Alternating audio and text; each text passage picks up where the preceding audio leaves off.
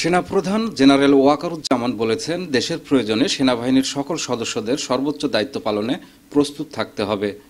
আজ বৃহস্পতিবার সকাল 9:30টায় রাজশাহী সেনানিবাসের প্যারেড গ্রাউন্ডে বাংলাদেশ ইনফ্যান্ট্রি রেজিমেন্টাল সেন্টারে ৭ম কর্নেল অব দ্য রেজিমেন্টের অভিষেক অনুষ্ঠানে তিনি একথা বলেন। এর মধ্য দিয়ে সেনাপ্রধান বাংলাদেশ ইনফ্যান্ট্রি রেজিমেন্টাল সেন্টারের অভিভাবকত্ব গ্রহণ করলেন। ওয়াকারুজ্জামান বলেন, ইনফ্যান্ট্রি রেজিমেন্ট ১৯৭১-এর পর থেকেই দায়িত্বশীলতার সঙ্গে তাদের দায়িত্ব পালন করে যাচ্ছে। আগামীতে এই রেজিমেন্টকে আরও আধুনিক ও সক্ষম করে গড়ে তোলা হবে বলে জানান তিনি।